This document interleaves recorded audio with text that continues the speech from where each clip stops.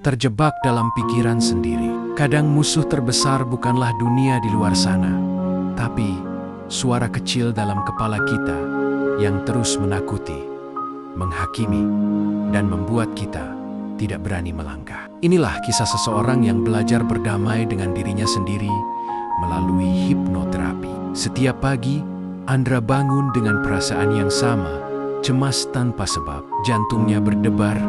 Sebelum apapun terjadi, pikirannya selalu berputar dengan pertanyaan, bagaimana kalau gagal? Bagaimana kalau aku tidak cukup baik? Dunia terasa seperti tempat yang menakutkan. Padahal, semua ketakutan itu sebenarnya lahir dari pikirannya sendiri. Andra tidak sadar, ia hidup dalam penjara yang diciptakannya sendiri.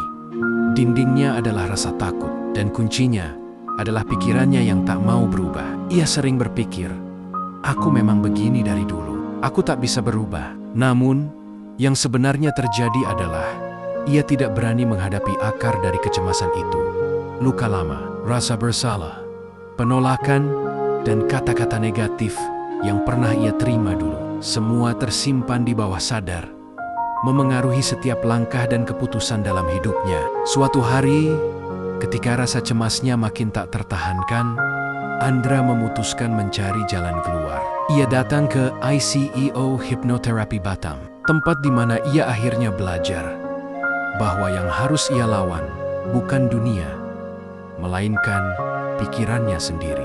Melalui proses hipnoterapi, Andra perlahan menemukan akar masalahnya. Ternyata selama ini, ia tidak pernah benar-benar memaafkan dirinya. Ia hidup dalam penyesalan, menyalahkan diri atas masa lalu yang tak bisa ia ubah. Saat itu juga, ia menangis, bukan karena sedih, tapi karena merasa lega. Ia sadar, kecemasan yang selama ini menakutinya hanyalah bayangan dari pikirannya yang belum disembuhkan. Dengan bimbingan hipnoterapi, ia belajar menanamkan keyakinan baru di dalam diri. Aku aman, aku cukup, aku berhak hidup tenang. Hari-hari pun mulai berubah. Andra tidak lagi bersembunyi dari dunia, karena ia sudah berdamai dengan dirinya sendiri. Ketika pikirannya mulai menakut-nakuti, ia tersenyum dan berkata, "Terima kasih sudah mengingatkanku. Tapi kali ini, aku memilih untuk tenang." Ketakutan bukanlah musuh, melainkan pesan dari jiwa yang belum disembuhkan. Ketika kita berani menatap ke dalam diri dan melepaskan akar luka itu, hidup akan terasa jauh lebih ringan. Hipnoterapi bukan sekadar metode. Ia adalah jembatan untuk kembali menemukan kedamaian yang selama ini hilang.